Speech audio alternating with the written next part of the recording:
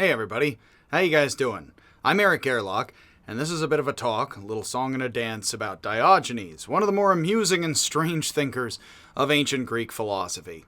So Diogenes is the original Cynic. Cynics together unite and go psh. Yes, again, as Lisa and Bart Simpson say, I said meh, M-E-H. Cynicism is, of course, being, cynical about anything and kind of meh and psh to anything, but cynicism technically means living like a dog, which is from kinos and the dog-like words, and Diogenes is famous for being like a dog and advocating that people live a more beatnik, bohemian, hippie-ish lifestyle, which makes him one of the more interesting characters of ancient Greek thought. Just got done with a video about Jainism. Jains believe in being radically pure, living without clothes, and being very mind over matter. Diogenes, not so much. Diogenes believes in living with less, just like the Jains, but he does not believe in living so puritanically, and we'll get into that. It again makes him interesting as, the Jains are also interesting in different ways, let's say. Diogenes was born in Sinope, which looks like sea. Nope. And Diogenes said nope to a lot of things enthusiastically with both hands. Even though, again, as I believe the White Queen says to Alice, you can't really do things with both hands like that. That an Ionian colony in what is today, Sinope is an Ionian colony in what is today North Turkey on the Black Sea. Diogenes Laertius, who is someone I mention a lot as a historian in Roman times, who tells us a lot about the Greek philosophers, whether or not what he says is true, is a different Diogenes, and there are many other Diogenes of the ancient Greek and Roman Greek world. Legend has it that Diogenes' father was a banker in charge of the mint, and he made coins for the government, but Diogenes defaced the currency and was banished. Some say Diogenes went to the oracle at Delphi like Socrates did, and the Pythia told him to deface the currency. A large number of coins have been found that have been defaced in the region, some with Diogenes' father's name as the minter. Some believe Diogenes and his father were involved in counterfeiting, but this could be a metaphor, all of it for Diogenes rejecting the traditional way of life and thus defacing the common currency and the current way of things, although those are more modern puns in English, that this is a metaphor and not so much biographical. Diogenes believed that people were corrupted by society and they should return to a very simple, dog-like life. It is also true that there were understandably warring factions of pro-Greek and pro-separatists and pro-Persian loyalists in what is today modern Turkey, which is very much the earlier half of ancient Greece going on in philosophy and cosmology and the sciences, etc.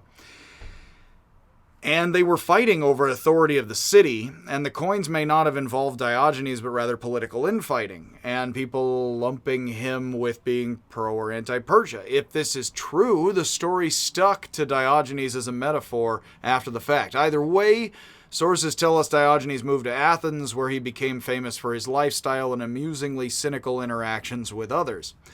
In Athens, Aristhanes, who lived from 445 to 365, was a student of Socrates, was the first to make cynicism a particular distinct philosophy. So Diogenes is the most famous and central cynic. I am not sure who, when, and from whom the term came, but Socrates did prefer the simple life and despised wealth and excess. Diogenes became the most famous and the central cynic. Later cynics believe Diogenes studied with Antisthenes, and this is somewhat questionable whether or not they even knew each other, like Plato and Socrates. According to the story, Diogenes heard Antisthenes in the marketplace and offered to become his follower. Antisthenes tried to chase him away, beating him with his staff, and Diogenes said, I'm going nowhere. There's no staff you can beat me with that will drive me away from your wisdom, which is hopefully not too much of a metaphor. Diogenes admired Antisthenes for being the antithesis of the average Athenian, who increasingly had come to indulge in luxury and excess, and as Athens had become a wealthy center of the newly independent Delian League, fighting against the Persians and all of that. I have the wind outside. And again, yes. Diogenes, when asked, said he was a citizen of the world, a cosmopolitan, which perhaps is where the term comes from. Some say he coined the term just as he defaced the currency. That could be sayings people say about him. Diogenes may or may not have invented that term. It is a radical rejection of tradition. Notice many would say being cosmopolitan in New York is having a nice latte or not and knowing which countries each ingredient comes from. This would be far less into indulgence, although not entirely not, as we'll get into. More base indulgence than complex lattes. And the real foam of all this. So none of Diogenes' writings survive, whether or not he wrote anything. But anecdotes about his life are found in the writings of many others, so he clearly had a colorful life where he went around talking to a lot of people, pissing a lot of people off, particularly Diogenes Laertius, again, a different Diogenes. His life is very famous, and many famous paintings of the Renaissance and in a realist style before Impressionism of the 1800s feature Diogenes and stories of his life. You can see a lot of the images I illustrate with my website and others are paintings of the 1800s and Europeans learning to paint before Impressionism and then abstract modern art, which became much more than the canon and the standard. Paint this famous scene of Diogenes' life, and everybody who's a major painter has 4 or 5 examples of Diogenes' life, it would seem, because there's a lot of those in German and French painting. Pictures of Diogenes' life with Diogenes and others looking dressed up as Europeans of the 1800s playing, somewhat doing cosplay. So that is, a real thing, and I use those images, and I tell people, remember, that's those images. Diogenes begged for a living, living as a bum, sleeping in a large jar on its side in public. It's sometimes said a tub, but technically, yes, a bathing jar or a large jar or something like that, some large container. He meant for his life to be seen in the center of town, hoping his example would inspire others, and he bragged about his immunity to the weather, kind of like the traffic in... I chose to leave the window open, traffic in the wind outside, unlike someone used to comfort and fine living, although the cats and I are all right in here. Diogenes would walk barefoot in snow and roll in hot sand to toughen himself. You find Stoics doing similar exercises later. Cynics and Stoics were different camps of philosophy in Rome, Greco-Roman and such. There was Egyptian and such, that they would do similar exercises, and the Stoics are a bit more, that's not logical, Captain Spock, whereas the Cynics are more being a bum, flipping people off, and, well, performance art is the nicest of what they do. Let's put it that way. So, when asked, he meant for his life to be seen in public. He bragged about his immunity to the weather. He toughened himself, and when asked if he was being too extreme, he said that he was the lead singer of a chorus who had to sing louder than the others to give them the right note. And when asked why he begged for his food, Diogenes said it taught people. And said, what? He said it teaches them generosity. This is me begging from them. It doesn't teach me so much generosity, though. Which is a rather cynical joke, yes? Is this man aware of himself? He is very like Socrates, and he sees himself as the true follower of Socrates, unlike Plato, who is alive at the same time. Someone in the biological sciences must have had an appreciation of Greek cynicism, as well as a decent sense of humor, possibly cynical, because Diogenes is the genus of the hermit crab. I used to love hermit crabs as an elementary school kid, and the crabs that live, that they find some sort of vessel and then they take it over a shell and or a Coke can or what have you. Let's hope not. But yes, is that Diogenes is the hermit crab of philosophers, and the philosopher of hermit crabs, perhaps, for this person. Diogenes originally owned a wooden bowl which he used to eat and drink, but he smashed it after seeing a poor boy drinking from his cupped hands. Oddly enough, was doing Jainism earlier. The Jains have communal brooms, kind of like the Jesuits share Hondas in different ways. That they have communal brooms and then they have no clothes and they don't eat a lot. The Buddhists tend to have a robe and a bowl and think that's enough, and the Jains don't go without clothes. Oddly enough, the Buddhists have a robe and a bowl, the Jains go without clothes. Diogenes, who's plenty naked and being a bit obscene about it and not caring, living like a dog. Dogs are naked and dogs don't care what they do in public, which is much more hippie beatnik. That Diogenes has a bowl and then he smashes it when he sees a poor kid drinking from the fountain from his hands. Oddly enough, the Buddhists believe in a bowl and a robe. The Jains in India don't believe in the robe, and Diogenes smashed the bowl. So oddly enough, the Buddhists are like, hey, have a robe and a bowl, it's all right, you don't need anything else. Well, the Jains have their brooms for sweeping for insects, but they don't really believe in owning anything. So, how much is enough or not, or butter churning. So Diogenes would eat in the marketplace, even though it was improper to do so. Athenians would buy food in the marketplace. People would sell meat skewers, let's say, that are roasted, and people would go eat those, but they would often take them home rather than cook at home, perhaps, or they did not have a kitchen to cook at home, perhaps, or however folks had to live. But eating in public was actually seen as indecent, and Diogenes would eat in public and do other things in public and say, hey, come and arrest me, try it, which, again, I think could get the cops called on you today, something simple. And we leave it, again, all of these videos are somewhat for children, and so yes, we leave it somewhat at that. And we'll get into a slight detail here as we go. He says that he eats in the marketplace because in the marketplace it is the only place he feels hungry. Which is wonderful because, it's markets that make people hungry. Markets cause appetites. You can ask the financial folks about all of that. So in one of the most famous stories, Diogenes carries a lamp in the daytime around Athens and said he was looking for an honest man. The joke, of course, being you can't find one in broad daylight with a lamp, which is hilarious. I have a meme, as one of the old folks, like some sort of 50s person living north of North Texas, as the children say, where I have a meme where it shows Diogenes in the tub, and it's like looking for an honest man with the lantern. Nope, none in there. Sinope.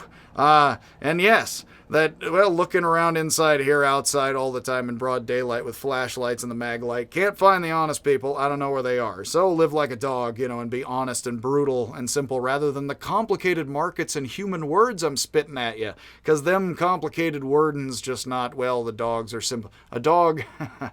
Schopenhauer effectively said a dog is a better Buddhist and thus a better person than you and I, sort of. In a similar way, that's somewhat what Diogenes is saying. Dogs are better people, and they're better Buddhists than you and I. But of course, he would not know what a Buddhist is, and he smashed his bowl.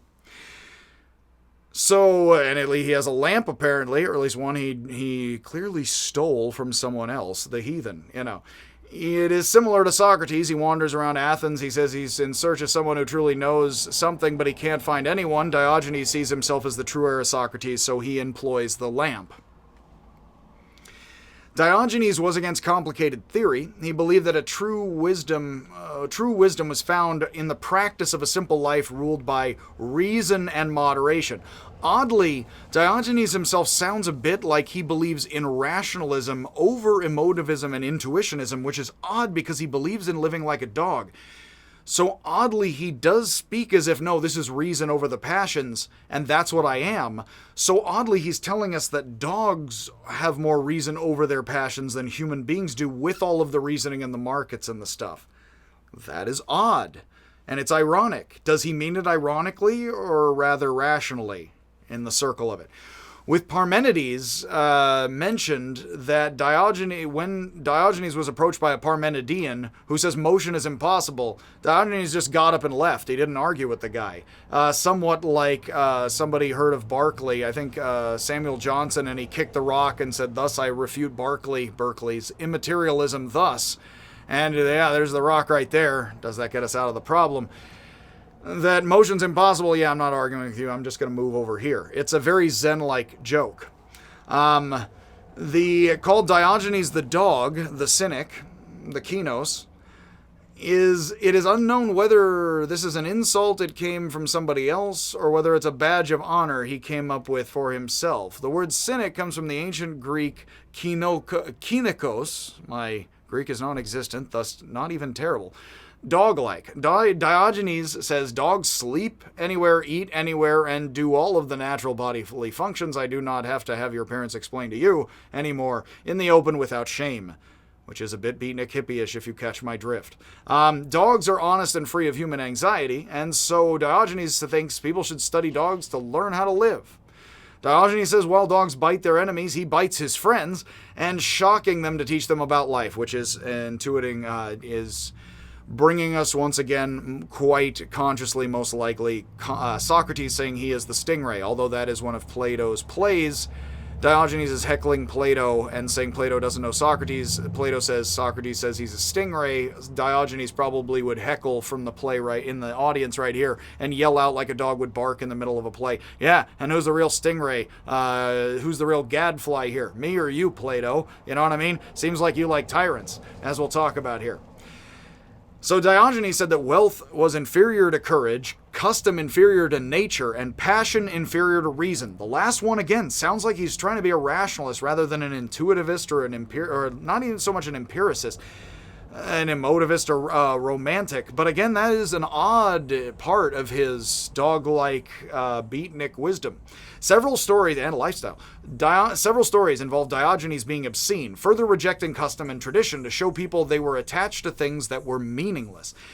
He said that if one walked around with one's pinky extended all day, no one would be offended. And I am pretty sure that the text actually does say, and I will extend my thumb and say if you walked around with your middle finger, here on the top, this is the middle of the finger, extended all day, everybody would be outraged. What difference does one finger make? But the difference is you, he asked. He was known for frequently flipping people, ye old bird, I mean the thumbs up, yes, for the children. A gesture which still means a lot today, supposedly what it means in ancient Athens. I would actually have to go back to the text to be completely honest. I think that means middle finger. It could be a transliteration, let's say. It could be, again, the Greeks had the same gesture, I believe so. I have to say that's a little bit of a hanging bit here. Let's just say they had creative gestures. As said in What's Up Tiger Lily, would you like to see my collection of off-color Italian hand gestures? Again, actually, this YouTube video is marked for children, so we will show you exactly none of them. Adding to his reputation as a dog, you cad, as an Italian, though not really, he is Greek, you know what I mean? And you know Greeks and Italians and their cultures, yes, roots of civilization according to the same, who would debase those same people as Easternish. He was said to have, speaking of which, defecated in the theater, we're going to use the defecate French word here, and urinate, rather than the simple word we could use in English, on people who insulted him. In one tale, Diogenes was invited to a rich guy's party, but his behavior made one of the guests angry, who began to call him a dog and threw bones at him, probably knowing of his nickname. Diogenes walked up to the guy, if you're going to throw bones at me, lifted his robe and, relieved himself on the man's leg. Like a dog, as you could find in a New Yorker cartoon or 700, Once when invited into a man's home and told not to spit on the floor, he cleared his throat and spat in the guy's face. Now that there is being a performance artist. I cannot find, I would love it if in the comments anybody shared with me. I saw somebody, I believe it is their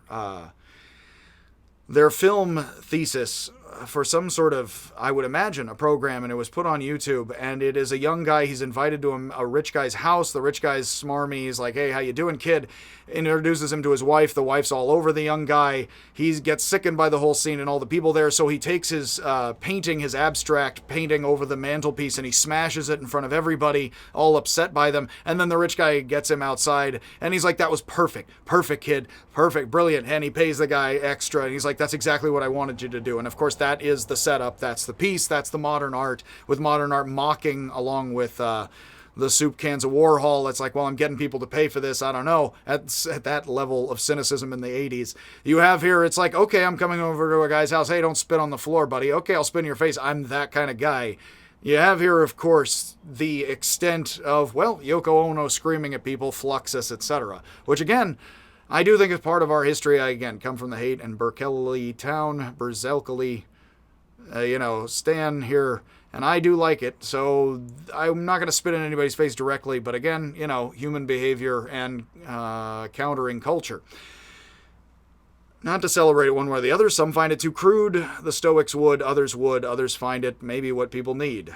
You can judge for yourself. Not sure if that's what that guy wanted or needed. At another time, when the Athenians had outlawed pleasing oneself, let's call it, supposedly Diogenes stood in the marketplace, quite honest with himself, calling on all honest men to join him, which I have not seen anything online that approaches that, let's thankfully say. Yes, and again, this is all marked for kids. When asked later about this, he said he wished it were just as easy to cure hunger by rubbing one's empty stomach.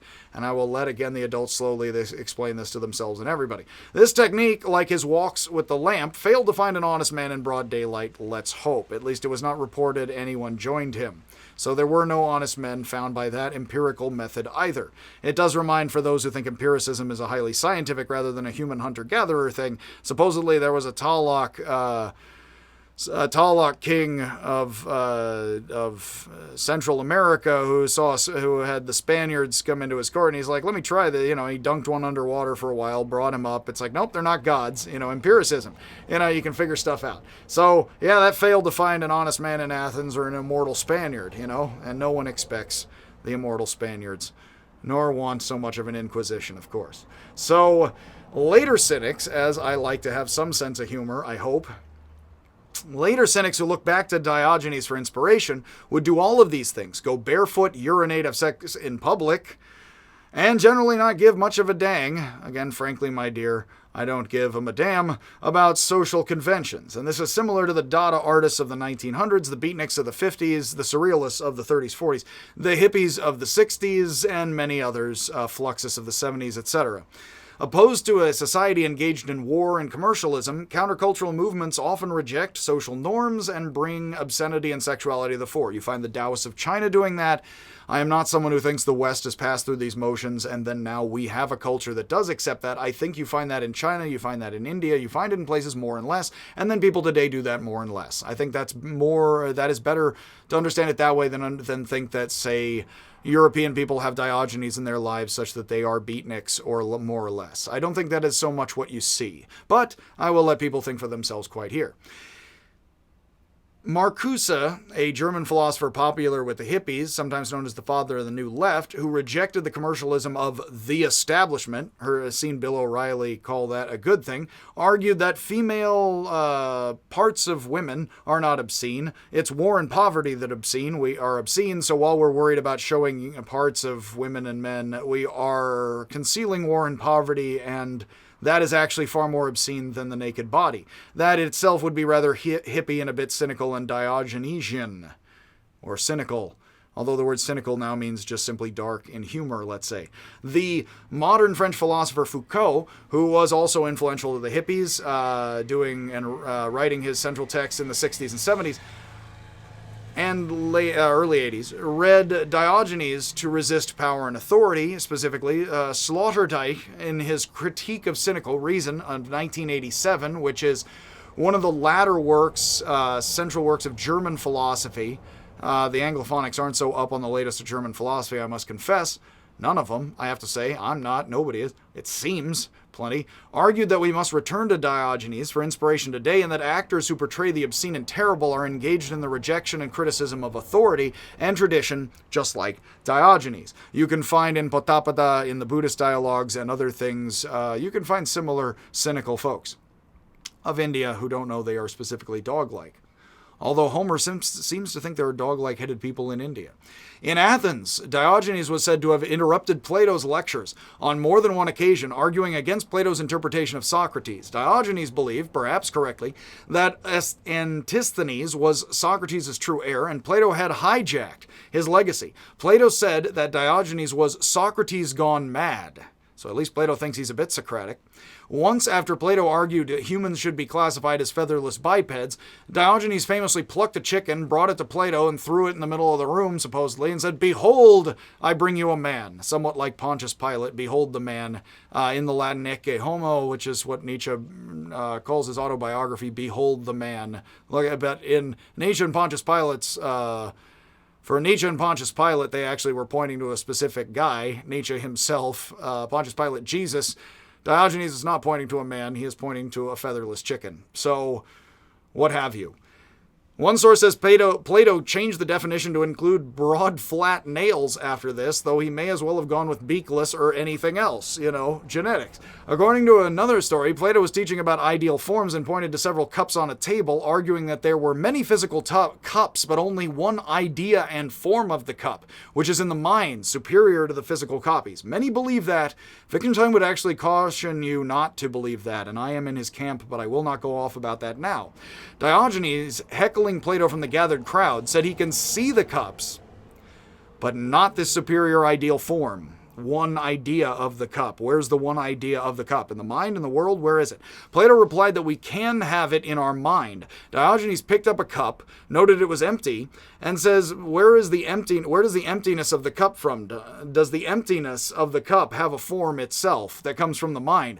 Plato pauses, unsure to answer, which means Plato does not want, and Plato says in the Timaeus, mud and hair sort of have form, but not so much. Plato seems to balk at emptiness or non-existence being formal or having any form to it, is rather the kind of bad, the waters of chaos, unlike the light in the middle. Diogenes walks up to Plato, supposedly, taps him on the forehead and says, I believe you will find the emptiness up here, Plato, which is a complex answer. Does that tell you it's mind or body or world or not? Sounds like of course, the joke is your emptiness and your non-answer is up here in here, Plato. You're not coming up with anything, are you? In another story, Diogenes was asked by some who had gathered if he could lead them to Plato. Diogenes led them to a deserted area of town, gestures him to the empty air, and says, may I humbly present you the great philosopher Plato, right here. Idealism, as opposed to pragmatism, materialism, empiricism. Idealism, ladies and gentlemen, is what you would hear somebody who's more empirical rather than ideal, mention. It would be this substance here. I do caution people to remember the mind is often thought of as fire and light and smoke or etc. in the ancient world. It isn't exactly completely immaterial, as talked about with the Jains. And yet, here's the empty air of the mouth and the lungs. Here is Plato's idealism. Here's a bunch of hot air out here in the sunlight. What do you think? Is possibly also not just absence of substance, but here's hot air for you, is also possibly what he means. It's a jab at idealism over the practical and real and how pragmatic is Diogenes or not. Many like John Dewey and others would say he's not as much a pragmatist in being a beatnik as you might think, as much as decent education. In another story, Plato comes upon Diogenes washing vegetables in a stream, and "Oh, Diogenes," said Plato, as a British rhetorical delivery, "if you only knew how to court kings, you would not have to wash vegetables." To which Diogenes replied, "And Plato, if you only knew how to wash vegetables, you would not have to court kings." This is a wonderful routine. Diogenes similarly was said to have famously mocked Alexander the Great as he passed through Athens on his conquest. Who was the first person to unify the Greeks politically entirely and say, the delicately sort of, but said, now you're all conquered under this empire and you're all Hellenes, like some of you think my grandfather, King Helen. It's a guy's name. Is that, Hellenistic, times, etc. And Diogenes, as the Sun King, who called himself the Sun King like the Zoroastrians and Egyptians he's conquering would have believed in more monotheistically, and as this guy is pretending to be very much in selling himself as the son of the sun, like somebody named Jesus might somewhat claim to or not, saying we're all sons of sons and daughters of all of the sun itself, I don't know, is that he, as Alexander, the son of sons and the Sun King itself incarnate, which he's declared himself to be very much to these other sun-worshipping folks who are polytheistic and monotheistic in the world both, plenty. Earliest folks, polytheistic and monotheistic both a lot. The Sun King guy comes through, and Alexander says, you are Diogenes. You are one of the most famous of philosophers of all time.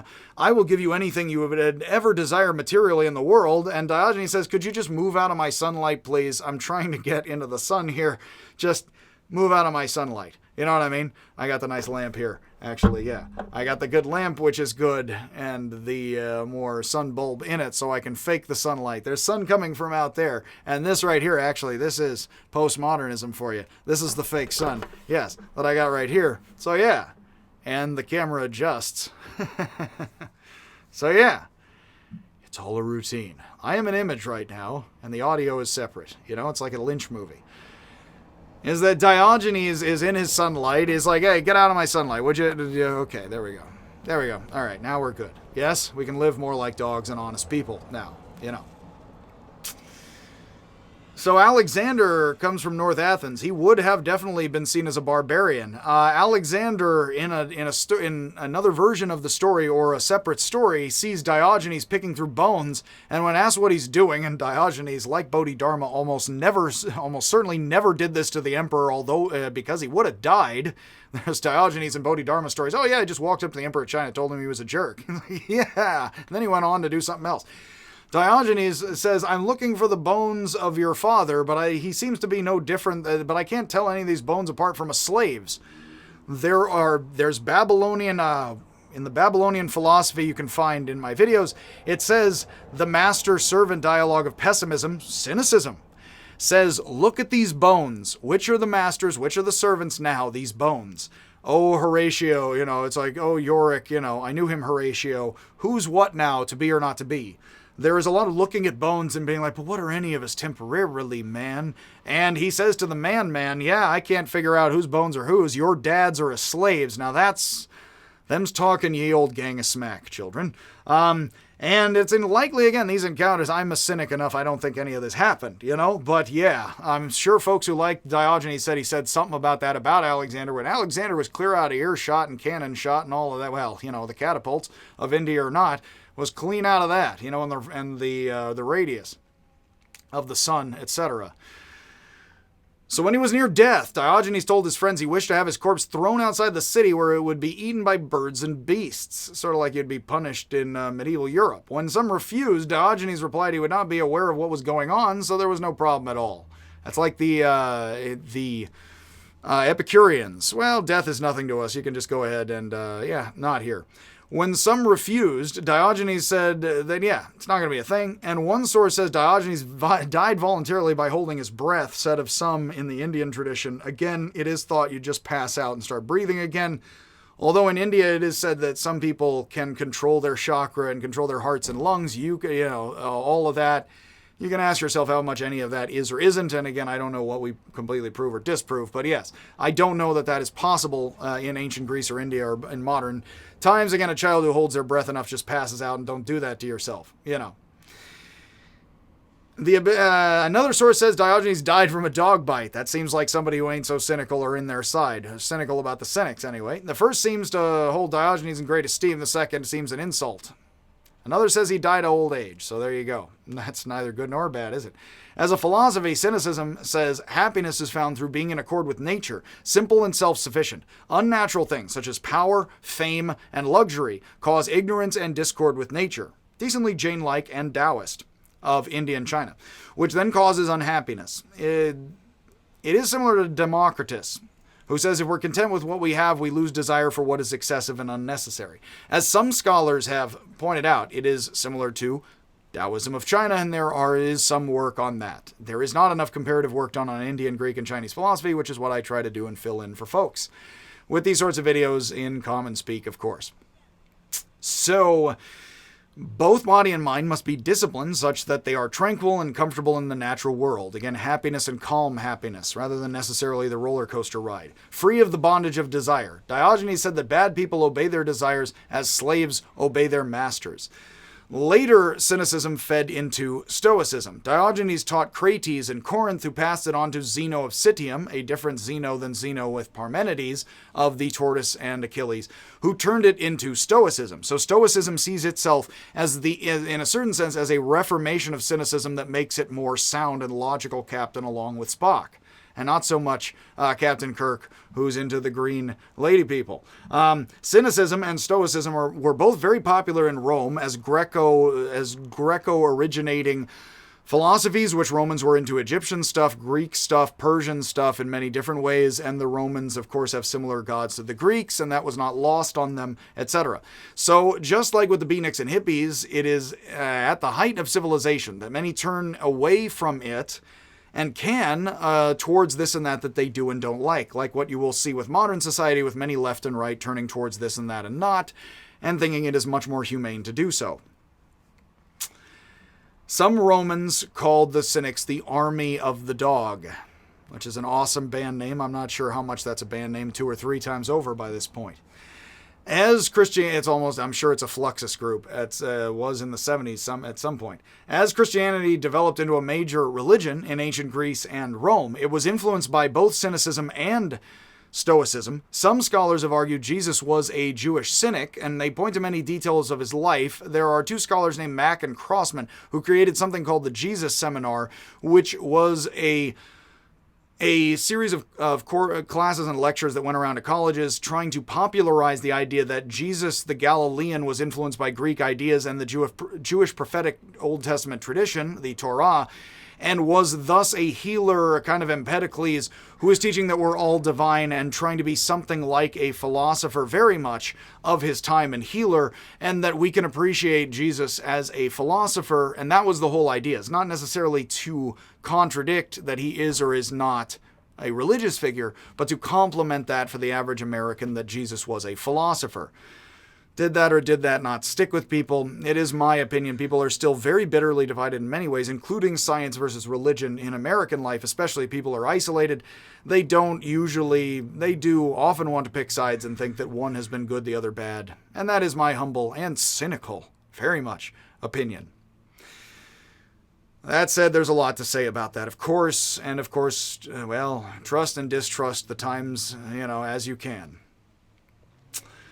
Some cynics were martyred in Rome for speaking out against authority. If you think these are just lackadaisical beatniks who don't care, of course, some Stoics, some others, and Jesus, of course, were martyred by Romans, and then people say all sorts of things and connect that with all sorts of stuff, as later Christians were, and then Rome became decently Christian. One major difference was cynical shamelessness. The one of the dividing concepts here is, and practices, many of them, is shamelessness. Stoics and Christians are different, but Stoics and Christians tend to have a somewhat cynical view of power, we can say with the modern word cynic, although they also become somewhat power with the captain or the church and the state, but that they have with Jesus and with Zeno of Citium a somewhat pessimistic view of society and the overall workings of the material world and power, and yet the Cynics and the Stoics are not shameless to the degree that Diogenes and the Dada and performance artists following the Dada often take it. So that outside signals that yes, our talk is concluded. So anyway, I say somewhat cynically, speak truth to power or not, embrace simplicity and oneness of the cosmos along with the Taoist and or Diogenes as you like, and hopefully, again, you can find more meaning and interest in the world and all different sorts of positions, whether you believe in living like a dog or a beatnik or a Dada artist or not, and who can blame you either way. So, entirely, them and what army of the dog. So much happiness! And I will be following this on more talks about Plato, Aristotle, and others, including, please check out the videos on Indian and Chinese and Greek thought, and soon there will be following next semester videos on modern Europe logic and other subjects I teach. So happiness, good night, and good luck. And again, cynicism is an age-old and very human tool and tradition.